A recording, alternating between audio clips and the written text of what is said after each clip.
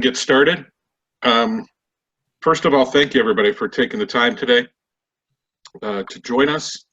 My name is Rich Garbinski. I'm the chair of uh, the Volunteer Engagement Committee, and on behalf of that committee and also our partners in this piece, the Government Affairs Committee, we really are pleased that y'all are with us today in the first of a series of trainings that we're going to be doing on government relations.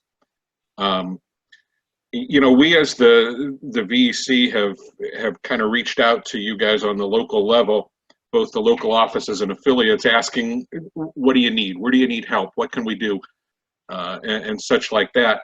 And one of the things that came across loud and clear, maybe not from 100% of the local offices and affiliates, but for many of them, is we need some help with government relations. And we need to make sure that we're all kind of up to speed and all going down the same path together. So we took that information and reached out to the experts, to the people that are much smarter than me and know much more, to our Government Affairs Committee, and reached out to our friends and said, listen, can you guys help us out? And they did some talking and discussion, and absolutely are on board for us to move this forward and to start these trainings for government relations and government affairs for all of us here within ACA. So again, thanks as we move forward on this. I'll introduce the people that are going to be talking in a minute, but let's make sure that there's a couple of things I need to go ahead and cover. The first one is I need to let everybody know that we are recording this session. So we will have it for the future and for prosperity as we move forward. Also, we hope to wrap this up within 90 minutes. If we're done sooner, that's great, but we're looking at somewhere in this 90-minute mark as we move forward.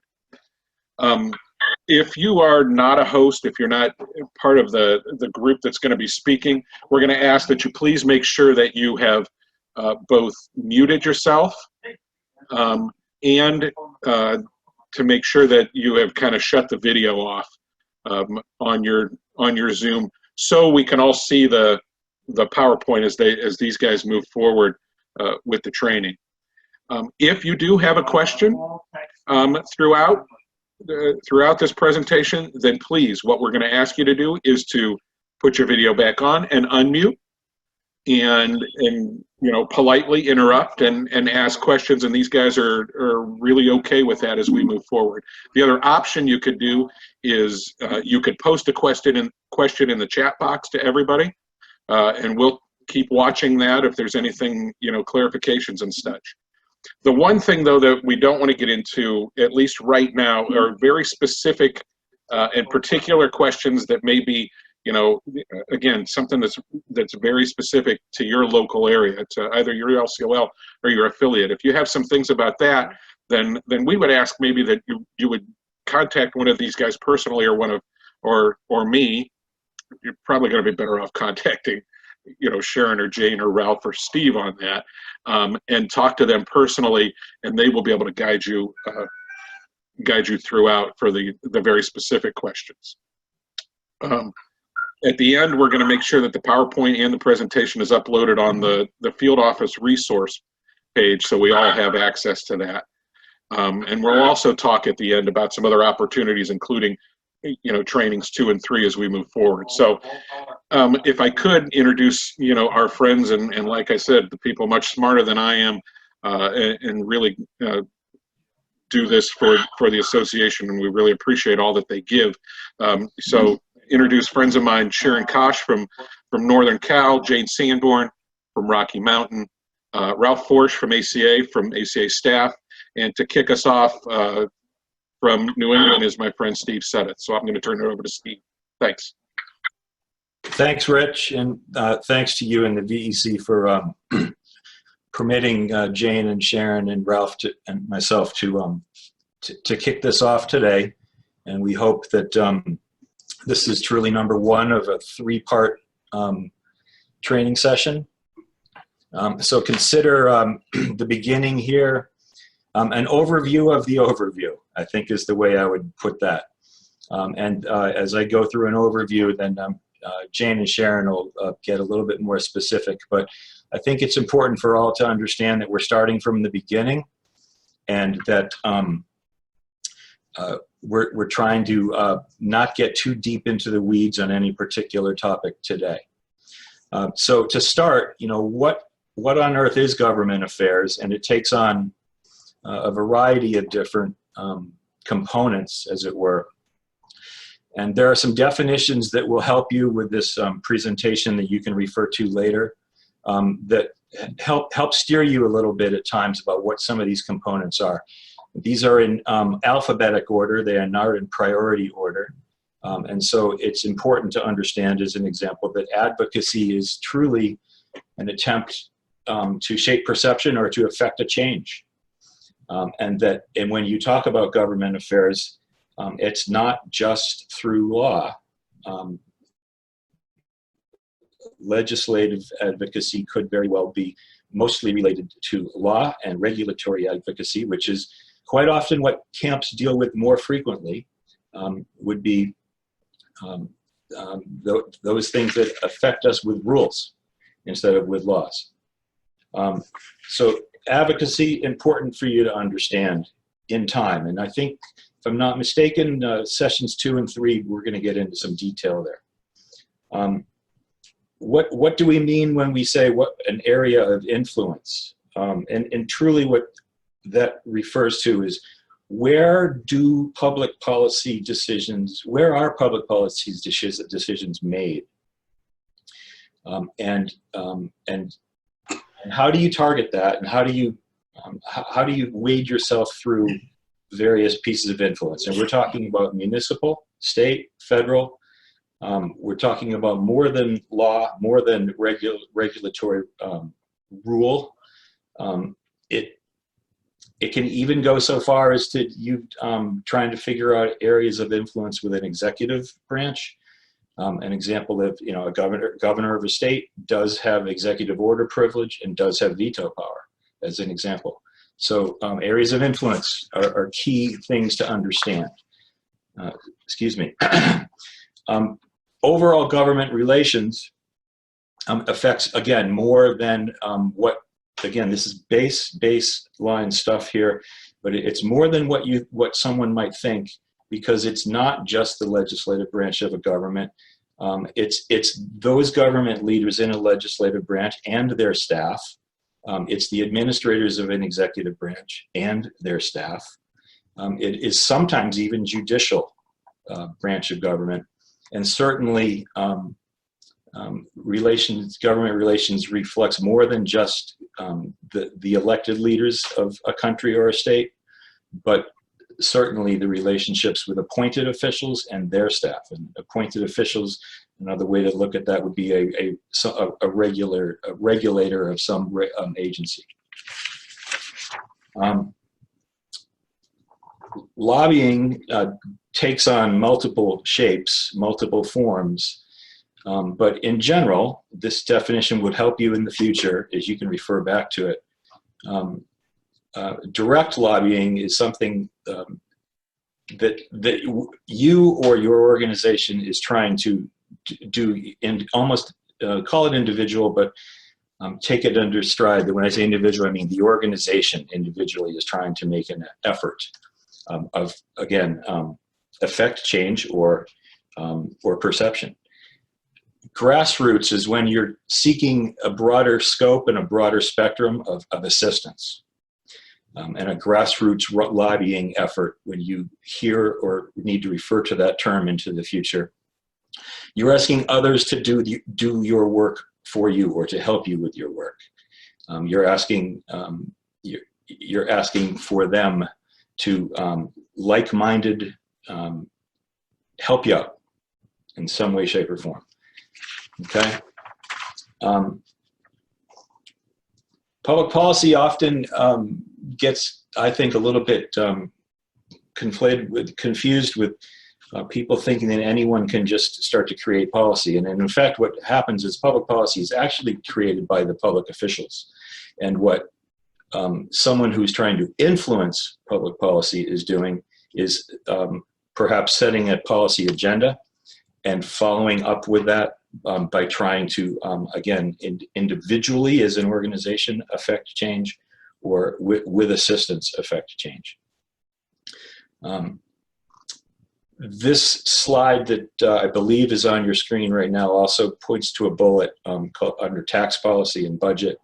And it's important just to understand and realize that sometimes public policy that you're trying to affect change has appropriation effect, and sometimes it does not. Sometimes you're simply trying to change wording or change regulatory interpretation and perception. And sometimes it actually gets into money. And there is certainly that difference at times.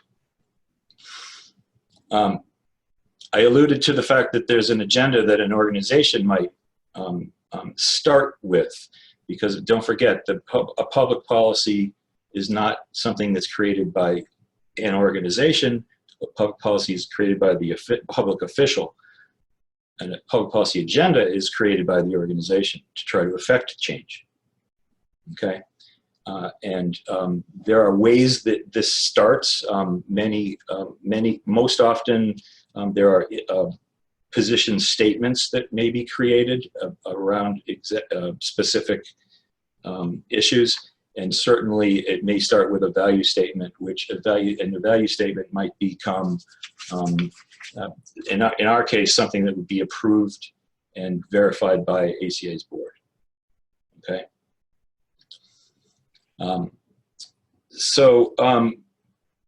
Within an organization structure, now we'll just make sure we know where we are. We're speaking about ACA as a 501c3.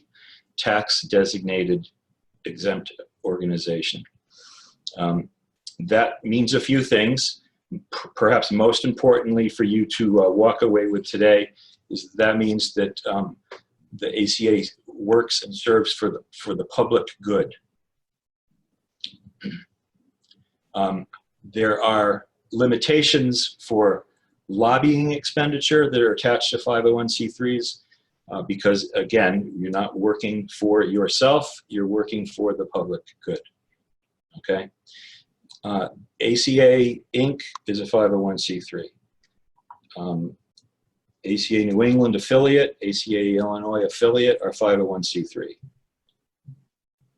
I apologize that I can't speak for the New York affiliate off the top of my head as to whether they're a 501c3 or one of the other differences.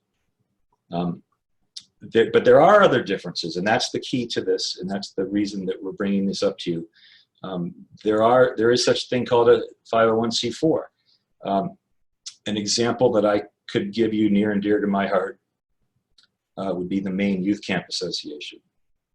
501c4, it has much more freedom and movement within the lobbying world, and it can do a lot more lobby than a 501c3 can do.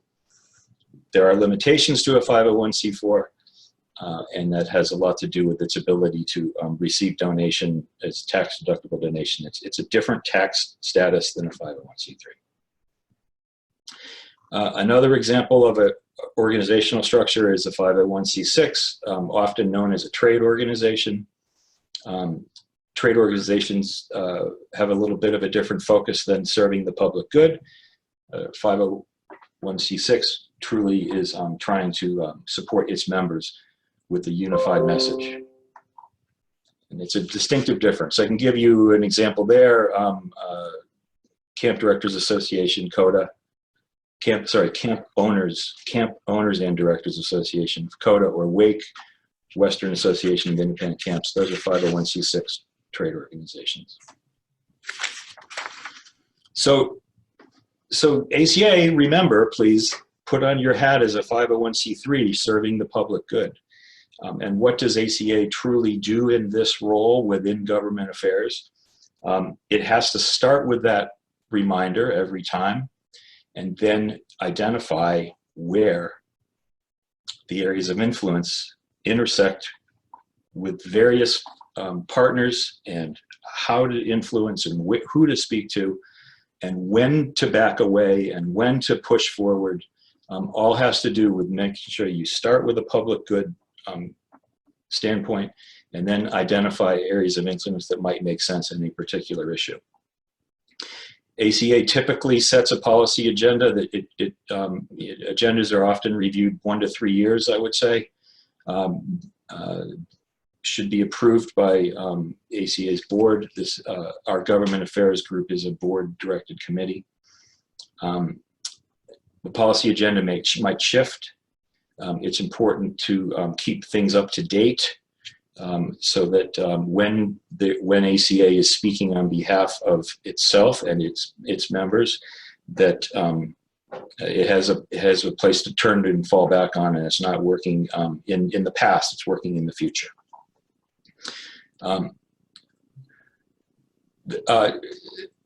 Hard to explain in some ways, and I'll try to make it brief, but there are times when someone might question, well, why is ACA doing something that supports its members rather than, quote, working for the public good? And in fact, providing education and providing resource to members, and understanding the impact that an issue may have on our camp community as a whole, does in fact serve the public good if we're providing sound, safe environments for youth and adults, right? So yes, a 501c3 ACA can work in effect for its members, but with the lens, keep the lens on, that you're doing it with the public in mind.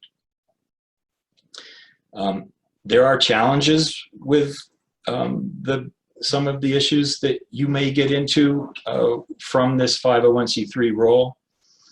And so I would just urge us all to remember a few things.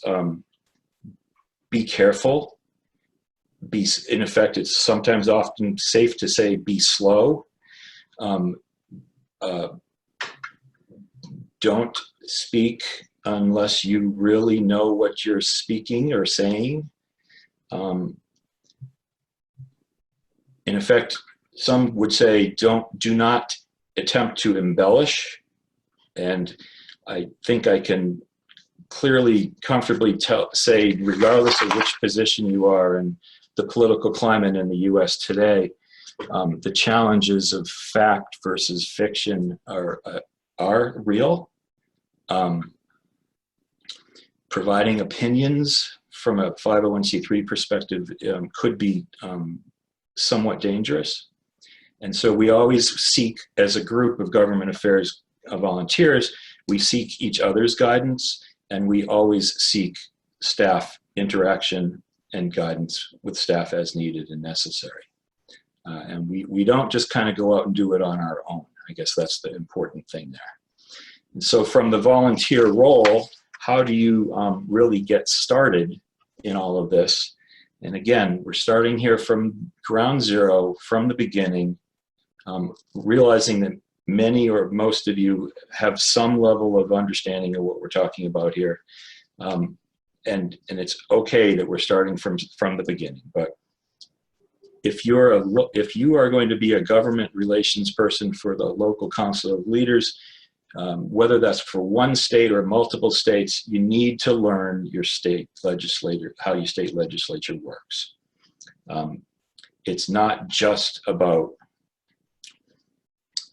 it's not, don't make the assumption that every state does it the same way. There are many states that have part-time legislatures. Okay, so you know the calendar in the state you're working with. Understand the structure of the volume and capacity of people. How many representatives are there? How many senators are there? What's the general makeup of committee work look like? How do they get appointed to those committees? And perhaps one that sometimes gets missed is, please be aware of the current political climate in your particular state at the time. It changes. It could be, one's left or right side of an aisle might be in charge of the majority of the legislature at that time. A governor's office might be a Republican or a Democrat or an other. And you need to know that those differences are and keep up with them, and don't just assume that they always stay the same. In effect, appetite for law, appetite for regulatory change often has to do with who's sitting where at the time.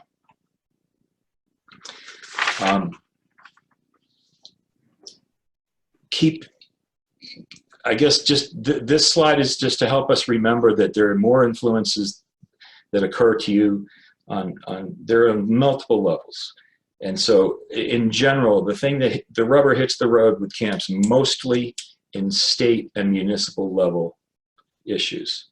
And federal comes into play, but the majority of what happens at a state level. Please be aware that there are interpretations that occur typically within this tier of multiple state and federal. It might be a federal law, but often it is put into effect. It's put into effect by a state.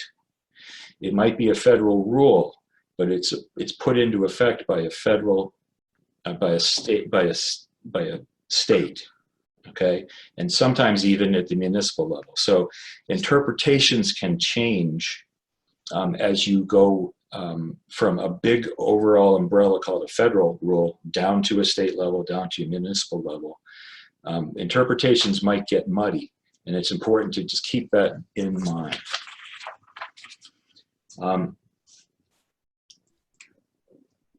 Regulations are probably, to me, and it might be different in other parts of the country, but 18 years into this stuff in Maine, I would say regulations are where the rubber really hits the road with camps. And so if you are in a state that is actually camp licensed, it's important for you to understand that and make those connections. Those are the people you want to get to know the best. You would like to be at the table to create rules that affect you, yourself. Other components of agencies and other examples of agencies, there's a Center for Disease Control. There's certainly drinking water rules that affect camps. Another one that would come to mind, the Fire Marshal's Office, and an ADA, American Disabilities Act, who governs over that in your particular state. An example there is, truly you'd need to learn which regulator controls which issue. An example I'll give you, again, just a local example. If I were needing to talk about anything in the state of Maine that was ADA related, I would have to speak to the Fire Marshal's Office. And unless I have the Fire Marshal Office approval of what I'm talking about, it doesn't make any sense for me to go talk to a legislator about change. So make sure you're speaking to the right people, I suppose is the summary of that, before you go through the process of starting. I hope that's a start of an overview, and I believe if I'm right, Jane's next. That's right. Okay. So we're going to follow a lot of the things that Steve just said by talking about identifying and building relationships.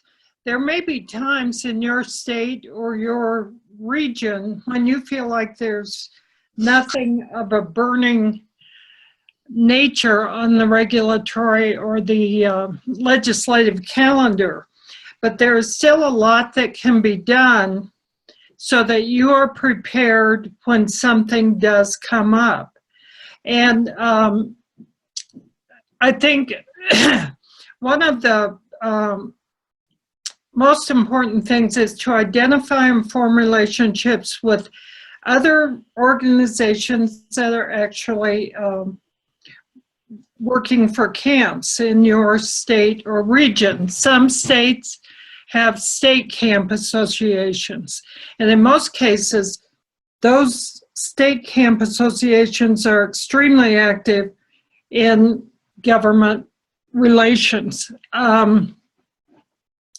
There are a number of independent camp associations. As Steve mentioned, there's WAKE in the western part of the U.S. and MAKE in the Midwest, and also CODA can be anywhere, the Camp Operators and Directors Association. It's good to have connections with those organizations if they operate within your area. Do remember, though, like Steve just pointed out, they may be C6s instead of 501c3s, so that may create a difference in how you're able to respond and move forward on different issues. CCCA, the Christian Camp and Conference Association, has a great number of camps in a number of states, and that is a great organization to have some kind of relationship with, because they, if you are bringing legislation forward, or if you have an issue, it's always good to have a lot of supporters in whatever your goal is there. Other organizations, Parks and Rec, environmental education, often have similar issues and similar goals as the ACA. And a lot of times there will be individual members within a region who are not only members of ACA, but are also members of Parks and Rec, and also members of AEE and other environmental education organizations. And that makes it very easy, in some cases, to form a relationship with those organizations, because you have people embedded in both organizations. The same is true of CCCA. There's certainly ACA members who are also members of CCCA. So the most important thing is to figure out what those are. And if you don't have existing relationships, see if you can get started on creating those relationships.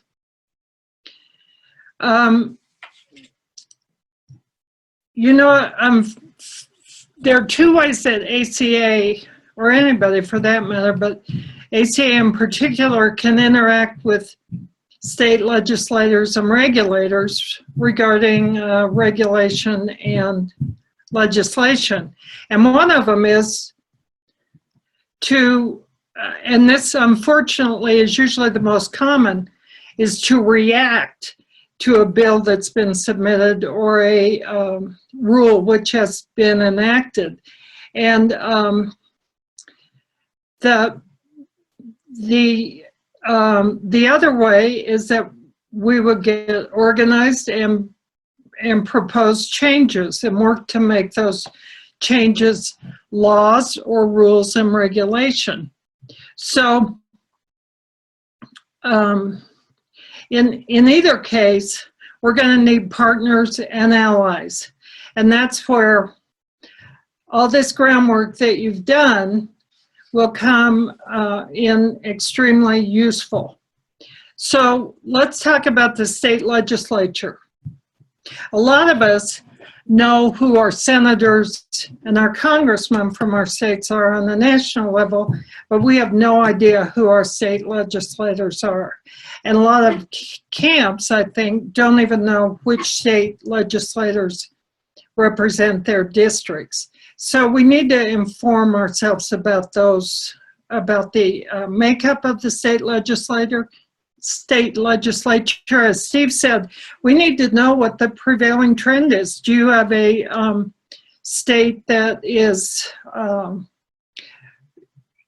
highly controlled at this point in time by a Democratic legislature with a Democratic governor, or do you have a state that has a Republican legislature with a Republican governor, or do you have a mix? And what issues are likely to be arising in those two different environments? So one great idea, I think, is to try to figure out within the ACA community, who do we know in the legislature? Do we have legislators who have attended our camps or whose children attend our camps?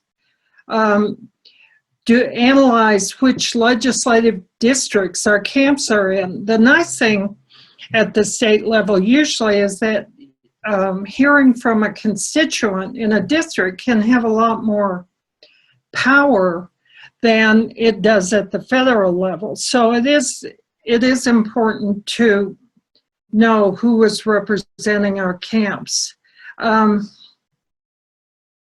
It's a great idea to poll camps in your state or your area to get this information before you need to react to a piece of legislation. And even more important, if you're planning to propose legislation, who will carry it, who will champion it in both the House and the Senate. So that kind of background information can be incredibly valuable. You do, of course, it's important to constantly monitor what is happening in the State House, and Ralph is going to talk about that as we move forward here. But if you do happen to have a legislator who's a committed camp supporter, that person can often give you information about bills that may impact you. Another thing not to forget is legislative staff. You may have counselors who were with you 3 summers ago or with another camp in your area who are now on the staff in these state houses. And those are very valuable connections to have because those staffers can help give you the inroads to have a conversation with the legislator. Unfortunately, this has to be a constantly ongoing work because the makeup of the legislature changes every 2 years. So it's important to stay on top of them. So now let's talk about regulators. And as Steve mentioned, and I agree with Steve, Colorado is a highly regulated state. I think that regulators actually impact us more in a lot of ways than the legislature does. So going back to who are the regulators? Is it the Department of Health? Is it the Department of Human Services? Is it someone else? You need to know and have a relationship with high-level people in any agencies that regulate you. And this can be as simple as calling up the Department of Health and saying, I represent ACA or we represent ACA, we'd like to meet with you and just get to know each other. So that when something does happen, you have someone you can go to, you have a relationship built. I know we are licensed by the state of Colorado, and that contact with the child care licensing division has been really, really critical over the years. It's very important. All of these, or most of these agencies, rewrite their rules every once in a while. And as Steve said, you've got to be there. You've got to be at the table because it is much, much easier to change or to impact a rule or before it becomes a rule. And you can't do that if you're not at the table. You need to read everything they send. You really need to be on top of what's coming out of those regulatory agencies. We had a case where we were recently working with the State Department of Child Care Licensing, and they oversee all child care services, and they wanted to ban everyone from serving sugared snacks. And of course, it's a totally different situation for camps, so we were able to make our case right at that time that camps are dependent on s'mores and marshmallows and all these other things, and we were able to get that rule or that regulation so it did not apply to camps. But had we not been at the table, we would have been fighting it in the future. I think besides your direct agencies and the legislature, you're also talking about the Department of Labor, possibly Department of Education. If you have camps that are using public lands in your states, if they're working with the Forest Service, it's a great idea to know the district rangers and be able to give them a call if issues arise. Sometimes, you know, even inviting these people to your regional gatherings, your regional conferences is really helpful to let them know you a little better and solidify your contact with them. Beyond those people, who else do you or your camps have connections with? Business leaders, high-profile sports people, celebrities. Do you have other people who would be able to speak up for you if needed to support the camp experience? And getting all that lined up at least a little bit before you have a huge major issue is time well spent. The other thing that is really helpful is to have an idea of what your impact is in your state. How many children, and this is collectively, of course, how many children do you serve? How many staff do you employ? What is your economic impact on the state? These don't have to be highly sophisticated studies, but it's information you can gather by polling your camps again. There's also maybe valuable information with some of the research that ACA has done that will be helpful in that regard. And Sharon has suggested, and it's a great website, is to know the economic impact of the outdoor recreation in your state, and that information is available through the outdoor industry site that you see up on your screen right now. Very easy to get. I know that Maine has had a lot of value from an economic impact study that they did, because when you're talking with legislators especially, but on any number of issues, it really is valuable to know what kind of positive impact camps have, not only on our children and our staff, but for the business climate of the state. So you don't have to do all these things in the next 2 weeks. I know that'll be a relief to some of you, but it is extremely valuable if you start thinking of this relationship building piece as you move forward. Thanks. Ralph, are you next? I believe I am, Jane. Yeah.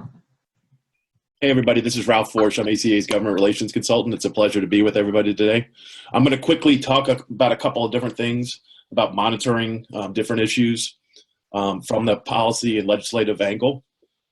Really, it's if you have a genuine and personal interest in a lot of this stuff, and I've been associated with the camp world now for 18 months, and I can tell you that almost every single individual I've met in our orbit, just loves camps. They've been a part of their life, many of them for their whole life as a youth and as a camp counselor, and then as a camp associated professional. So it's just, I know this is top of mind for folks, but it's kind of taking that volunteer leap to really try and put on your legislative or advocacy hat and advocate within your locality or your state for camps.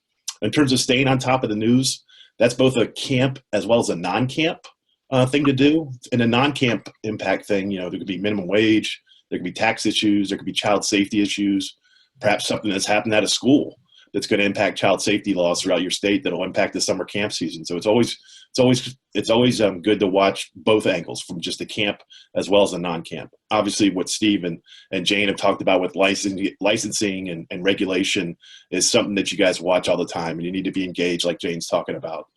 And then also networking with other camps is always a great network. It's a great way to learn stuff. So through various searches and laws, you could set up different Google searches, you could set up local and state searches. It's really just trying to keep abreast of the information that's going on out there. And as mentioned earlier, these state legislatures, they have certain times that they operate. Many of them, most of them, are part-time and are not full-time things. So you just need to know when those months are, when those issues are coming, and what's going on. You just have to be engaged.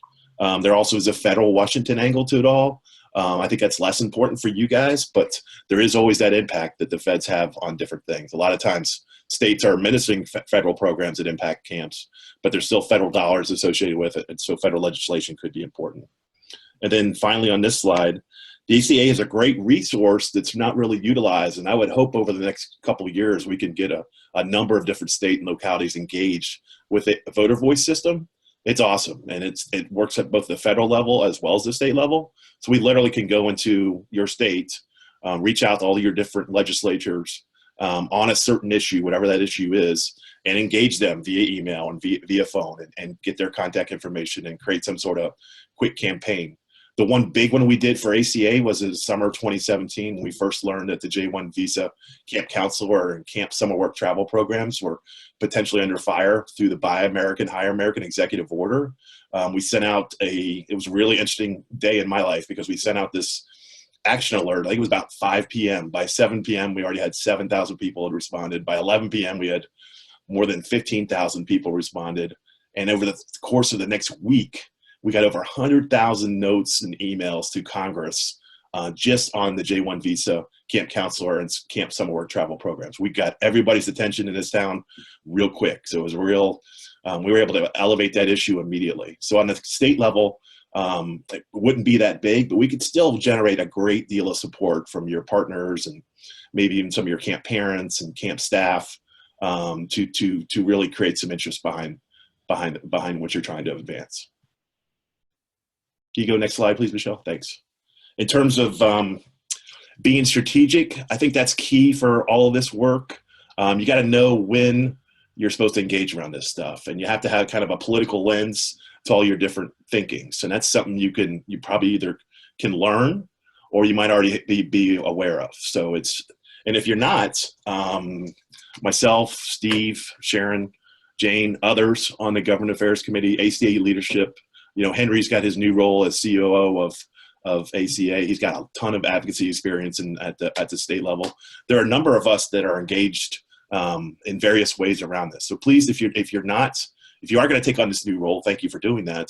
But if you're not terribly feel like you have a ton of political knowledge, reach out for some help. So we're definitely willing to train you and talk with you about that. It's not hard. It's really just kind of a personal interest. In terms of best practices, a lot of what camp challenges face, either at the state or local level or even to the federal level, other camps have faced at different states or different localities. There's a lot of this sharing of best practices. Last week, I joined Jasmine and a bunch of YMCA camp directors from the state of Maryland, in Baltimore, and we were talking to the child care office there about camps receiving CCDBG grant funds, which they were able to do before the summer of 2018, but are now not able to do. We were able to talk to them about how Ohio is actually administering their program, and they wanted to know exactly what Ohio is doing, and we shared that information with them. We haven't fully closed the door there and made camps eligible again in Maryland to receive these voucher funds that allow kids to go to summer day camps, but they're looking at what Ohio did, and the states oftentimes are open, especially if they feel it's out there and it's possible. And then lastly, I think I mentioned this a little bit ago, utilize myself and different folks on the staff, all your different people here. There's a lot of people now engaged in government relations or government affairs work with ACEA. I know a couple of years ago, I'm told before I joined the team, there was a discussion about how big of a priority it is for the organization as a whole. And I think the organization is largely settled in the fact that this is a priority, that it is important, and there's a lot of work to be done. And I think this new stuff we're talking about today at the local and state level is just that next step. So I'm here, others are here. Please reach out. We're very, very willing and wanting to help you guys. And for our second and third training, we're going to do more direct advocacy training. So I'll be speaking more about that when we meet there. And also, come see us in Nashville. We're all going to be there, and we have some time set aside, in the common area there. Please come see us, and let's talk about all this. I think we could do some great stuff. I know how committed you guys are, so I hope we can work together and launch some new efforts. Thanks, everybody. This is Sharon, and I'm next. A couple of things that we're going to be talking about are some of the ways that we're set up around the country and some ideas on how to help you to become more effective. Some of you are dealing with multiple states, and as you listen to all three of the people who have talked, I can only imagine that you're thinking, I have not just one state, I have 3, I have 4. How am I going to do this? It's hard because sometimes you have to determine priorities in order to be able to work with that. Sometimes it will be by the structure.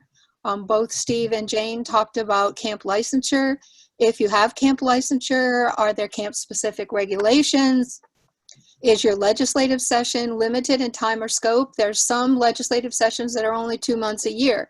So obviously, if you have a state that you're working with during those 2 months, you've really got to be focusing on that state. If you have issues that are coming up with state licensure, that's going to directly impact how camps can operate. That will become a priority. You need to look at each of your states. Is there a history of camp-friendly activity or just the opposite? If you have just the opposite, then that state needs to be one that you're watching closely. And that could be legislative activity or it could be regulatory activity. And again, you need to be watching that really, really closely. The other thing looking at, are there trending issues? Sometimes a trending issue can go to actually a region, or it can go to states that are next to each other or have similar demographics. But if there's trending issues in a state that again directly impact the operation or the participant experience in a camp, then that may raise it to a higher priority. Are there potential partnership organizations? Jane talked a lot about reaching out to other organizations. Do you have good relationships with some of those potential partners? Can you establish them? Can they help? Can you share monitoring? Can you share information? Can you share contacts? Again, Jane was talking about potential champions when she's talking about business leaders and celebrities and even legislators or legislative staff. They can become very important in helping you get your message across. That will help you with a priority situation. And then again, looking at how many camps are located in each state. Some of our states have very few camps. If you're putting together an impact that Jane was talking about, if you're putting together an impact profile, then even a camp with few, even a state with few camps could be a state that has a lot of impact and therefore you have a lot of influence. And you look at that when you're setting your priorities. Then we have a few of you, I happen to live in one of those states, where we share with another, in my situation, it's another field office. There are 2 field offices. I'm from California. And so we have to work together when we're looking at public policy. We certainly would not be effective if we were not. So there are 3 major things that we've developed in order to do that. We need to assess the situation from each field office's perspective. We need to develop a plan, and then we need to look at the common challenges so that we are discussing that before we get into any kind of an issue that we want to be active on, monitoring on, even researching. When we look at assessing, there's a couple of things that we need to look at. Are the needs different in the different field officers? Is there a different configuration of camps? Is it something that might be tied to a particular region in the state? Or is there something that we might have something that would impact camps that serve some of our special populations? Is there a larger number in either field office, and we need to be taking that into consideration? Are the priorities different? Again, that could just reflect who is being represented there, or it could be a geographic thing. Are the skill sets different? Do we have people who are skilled in dealing with government affairs in one part of the state and not as much in the other? Or are there contact people that have skills that are definitely in one part or the other? Are the resources different? Resources could be people, resources could be finances, resources could be contact. And then we look also at whether or not we're working together on any issue or partnerships. Here in California, we are working together all the time because we both belong to, we both are represented on ACA's seat in a public policy coalition. So that it makes it easy. Many of you are working in areas that affiliate offices are also covering part of your state. You need to have a good working relationship with those affiliate offices. Some of them have really active contacts. Steve has talked to you in New England. You have 6 state associations. ACA New England is working very closely with them. You want to be sure that if you have, and many of you could have another situation that develops, which is you have people who are wintering in your field office, but whose camps are in somebody else's area. So that makes it extremely important that you are assessing the situation and you're talking. You want to develop a plan. Be sure that you're thinking about that. Look at the common issues. What are the things that are going to impact camps in your area, and agree how you're going to monitor those. If could be that you're both monitoring, but in different areas. It could be that you divide up some of the issues, and people are sharing their resources that way. You also need to look at your priorities. If you have an issue that is popping up, it could be trending, it could be something that's going to blow up. Make agreements about what you're going to do according to what those needs and skill sets are. If one person is really skilled or really knowledgeable in an area, you want to make sure that that person has got input and maybe the person that's actually talking about and educating everyone else. And then we have the common challenges. If you're working in multiple places, how are you going to communicate with each other? We're all camp people. We all think we're really good communicators. But even at our federal level committee, sometimes we forget that we're so involved in something, we forget to make sure that everybody is communicating with everybody else and that knows the latest information.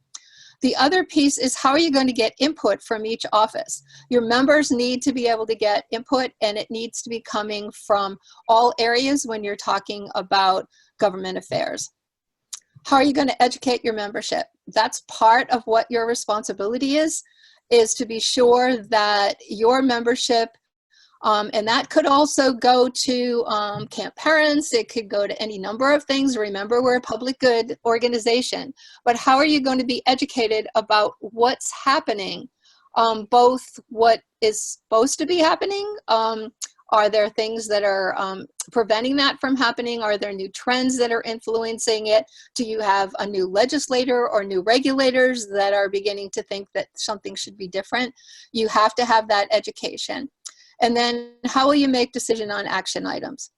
We'll be talking a lot more about action in our next two trainings, but you still need to be working with your partners now about how you're going to make decisions.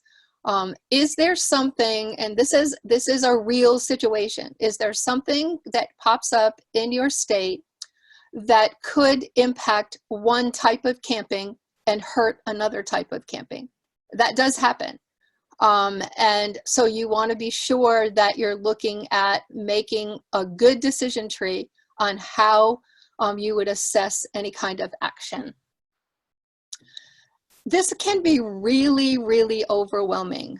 I notice when I look at the participant list that many of you are LCOL chairs who are sitting in on this. I'm hoping that you're thinking about who would be good people in your LCOLs to work with this. And don't let it get so overwhelming that you back off from it. You need help. Even if you're now going to be a government relations chair and you are a passionate person, you still need help. You need to find people with a passion, and you need to break the jobs down into smaller chunks and form a committee of some kind, however it works within your area.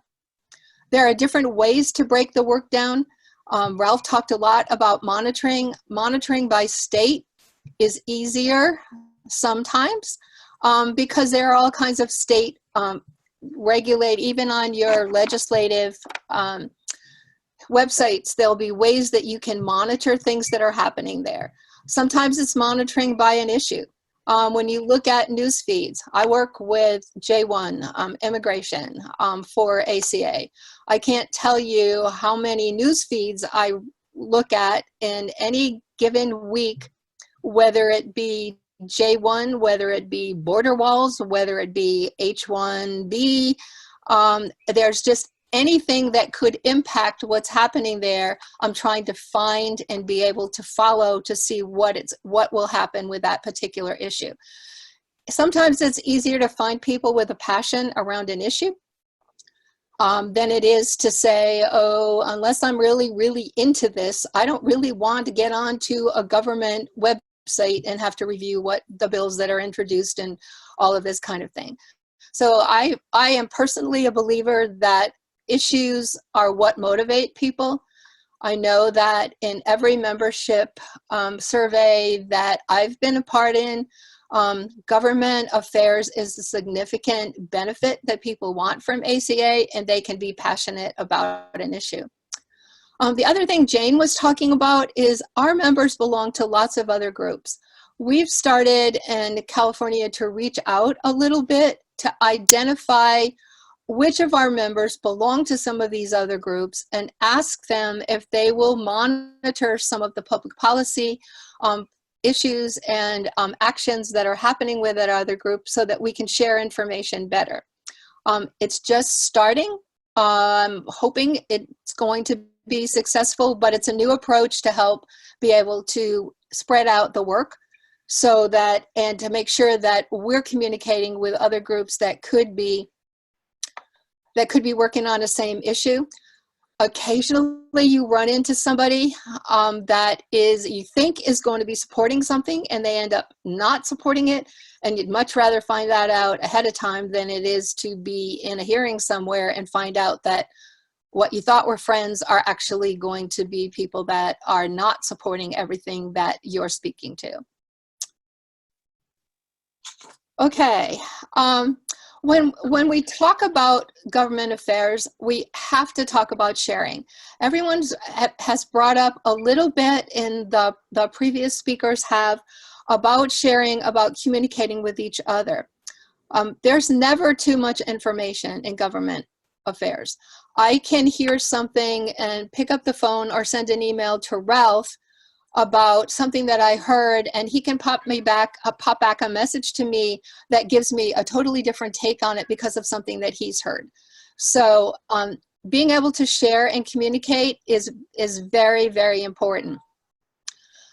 You want to be sure that you're also reporting. Who are the people that you are going to need to report to? The bottom line is that you're ACA and you are representing ACA, and you need to be sure that you're reporting to the whole areas of influence of ACA. Document everything. You'd be surprised that we will go back and somebody will say, hey, 4 years ago we did this. Go back through your computer and see if you can find the piece we developed then. Or who did we talk to then? It's really important that you do document that, and you start within your LCOLs to keep that kind of information.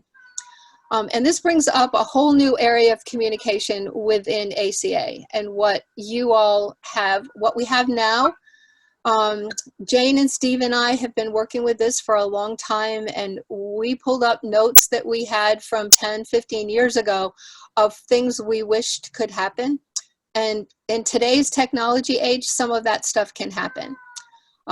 There will be set up soon, ACA Connect for government relations chairs, and tied into that will be the Government Affairs Committee, so that you will be able to communicate. I'm told that, and I haven't heard the details, I'm just told that there's also a way within that ACA Connect to be able to set up some issues threads, so that if we have issues that are coming up around public lands, or we have issues that are coming up around minimum wage, that we'll be able to set up a thread that will keep people who are interested in those issues working and being able to communicate with each other. It also allows us to set up an archive that we'll be able to follow issues better. And then that one other thing that we were talking about was what happens if you have like a minimum wage issue and you want to know if somebody else is working on it or has worked on it. Ralph's example of being in Maryland and bringing in information from something that had happened in Ohio. Ralph was in a position to be able to know that information. Many of you are not. And so we will be working on how to set up like a data bank that you'll be able to access, that if you have a situation that pops up, you will also be able to search and see if there's been another state and another chair that you could talk to that has been dealing with that. The next part has to look at our organizational structure in ACA. We have 5 main parts here. You've got our committee, which is definitely a resource for you, especially on issues. Remember, we're looking at the larger picture. We're looking at the federal level, but within that, we also get involved in some areas that happen in local states or municipalities. We have our CEO and our COO, both of whom are government relations oriented people that are helpful. We have our regional directors. I know Michelle's on, I saw Hasim was on, I'm hoping Jasmine is on. They are people that you should be going to first if you have an issue, because they're the people that can help you sort out where you need to go second. Ralph will be available to help provide advice and expertise, as he said he was doing in the Maryland situation. And then you have your local council of leaders, and you have a responsibility within your area to that local council of leaders. We have the affiliate boards and staff. When we're working federally on an issue, we are immediately in contact with all 3 affiliate boards and staff, because they have active networks. They are monitoring regularly, and when we all work together on the same page, we are able to impact a greater number of people and influence people that may have personal relationships that we don't have. Now, we talked about working with your LCOL or your board. If you are from an affiliate, one of the first questions that you need to know is, will you be a member of your LCOL or board, or will you be providing information to other people who are members? How will you work with your LCOL board chair and or your regional affiliate staff team leader?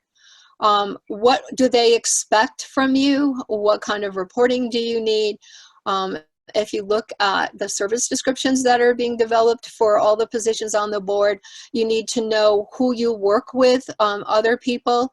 Some issues will point that out. If you're working with environmental education, you may be working more with your professional development people, or you may be working with membership. You may be finding people that are potential members of ACA or potential contributors to ACA. You could be working with accreditation around some issues, especially if it has to do with child safety, if it has to do with licensure or things like that. And again, when and how will you submit reports to that LCOL board? It's so important. You may think, oh, everybody knows that. I talked about it. Write it down, put it in a computer file, set up a blog, whatever's going to work for you and your area, but work with your LCOL about that. The other piece is that we talked about our responsibility to educate, and that goes beyond our membership. But you need to develop goals as part of your job to support the education of our members. And through that, it can also happen, that can be camp parents, it can be other organizations that they belong to, may even become public kinds of things. It depends upon what an issue is. You should be sure that camps in your area know what the basic regulatory compliance is. That may be reviewing that every so often, especially if you don't have camp licensure. Most states have some kind of camp regulations. Do your members know that? And what does that mean? You need to be giving out legislative and regulatory activity updates. If you're working on something, then you want people to know.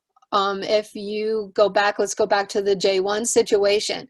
We were regularly sending out email alerts. We were sending out updates. We were updating the website so that people were aware of everything that was happening and how to stay involved and engaged in it.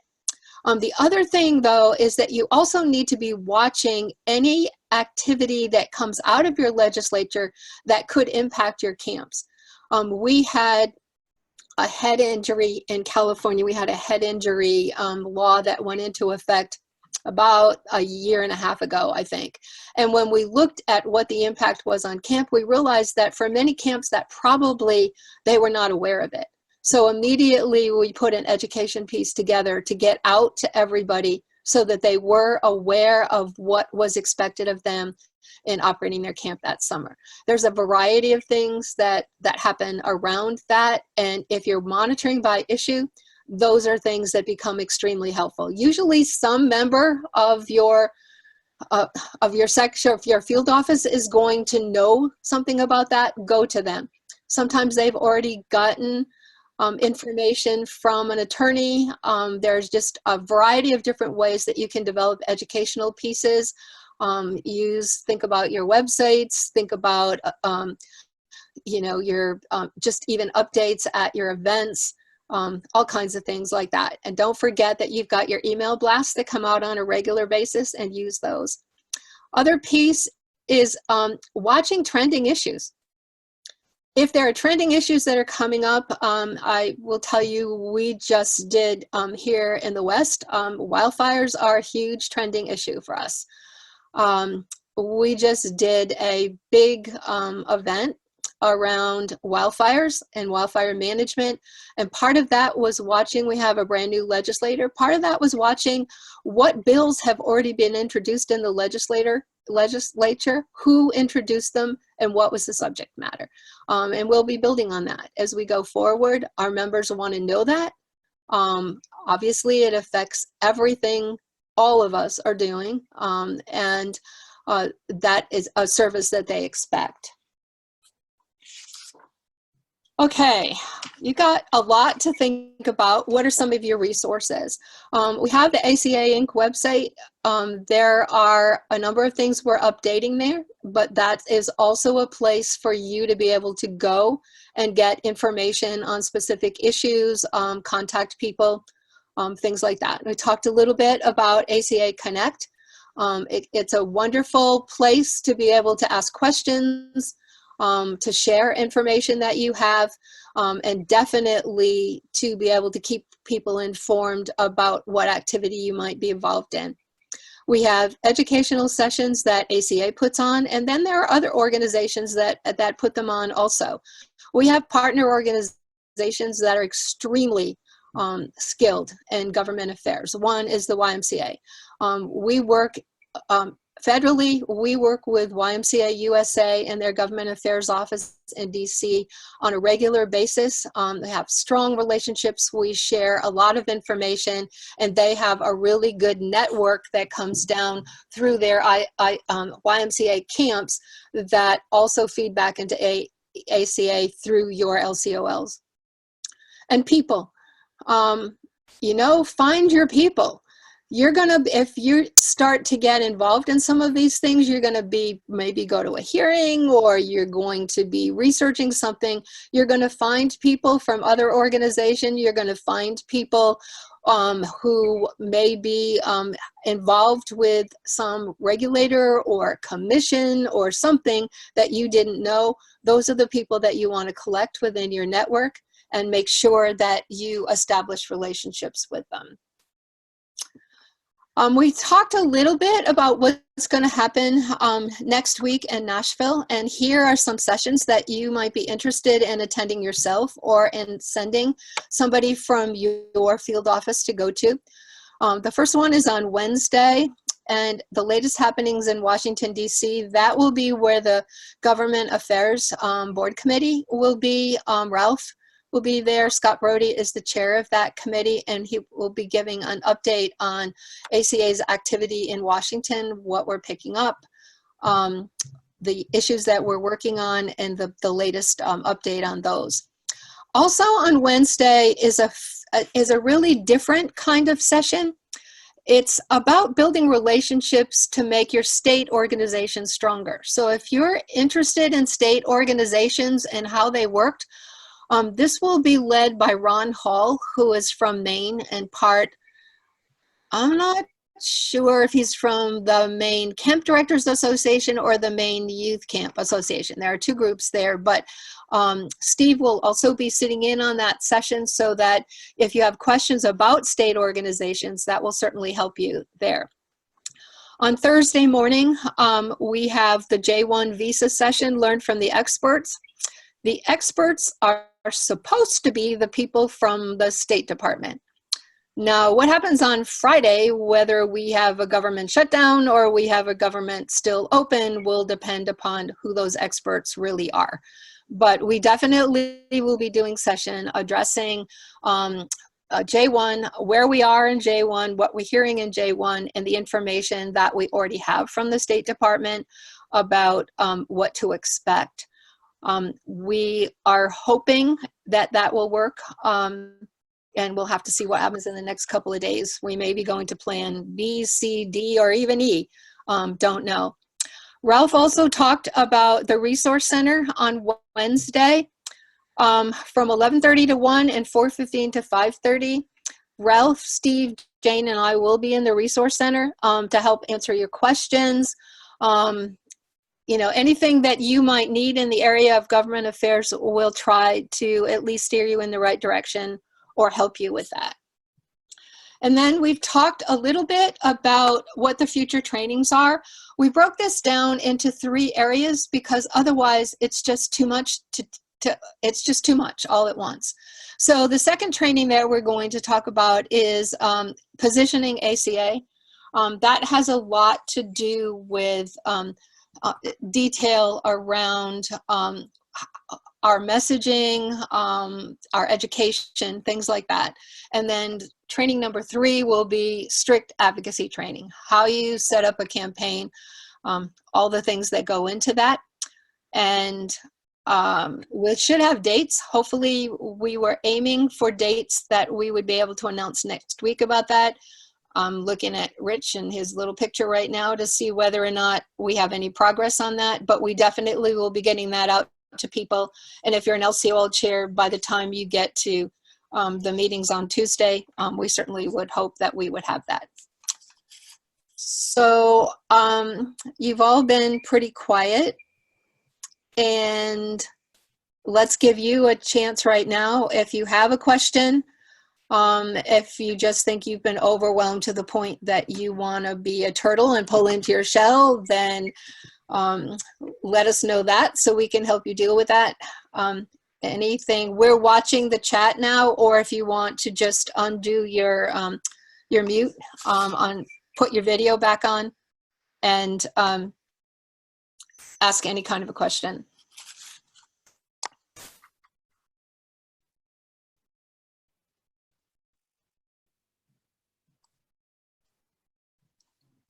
One thing, Ralph talked about voter voice, and that will be a major part of what we do in the advocacy training, because voter voice has, as we discovered with the J1 campaign, it was new to ACA at that point, and we've discovered some really interesting ways to be able to work with voter voice that are much more helpful than our old system was.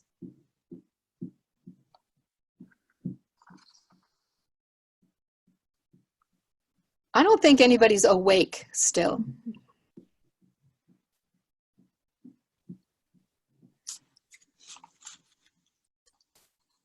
Okay. Rich, why don't you take it back? Yeah, so thank you everybody for spending the time with us today. A lot of stuff, you know, that was talked about by people that that know their stuff, but are also very passionate about what they do, and about really making sure that the camp experience is moved forward across the country. So, you know, to Jane and to Sharon and Steve and Ralph, thank you very much for spending not just your time, but your expertise and your passion with us today. If you please be reminded that we will post this on the we'll post this up on the website, both the PowerPoint and the whole presentation from the day. If there was somebody from your area that wasn't able to be here and wants to wants to catch up on this, that would be great for them, you know, to have this. And we will be looking for and trying to finalize those dates for the next trainings. Some exciting things that'll come out of those trainings that I heard today. You know, the whole piece on voter voice, the piece on you know, the ACA Connect piece, and being able to share across that. You know, and I know these guys well enough who talked today. If there's an issue, if you have questions, if you need something, just pick the phone up and give them a call or send them an email. You know, they will bend over backwards to do anything they can to help you guys in your areas and such. So again, I think that's all that we needed. You know, Michelle popped that back up. It goes without saying, we need to thank Michelle Brankenier, who's the Western regional director, who kind of set all this up and did all the you know, all the back work for this. So thank you, Michelle. And again, thanks everybody for your time, and we'll see most of you in a week. Thank you, everybody. Thanks, everyone. Thanks. Thanks, See everybody. you next week. Thank you. Thank you. Do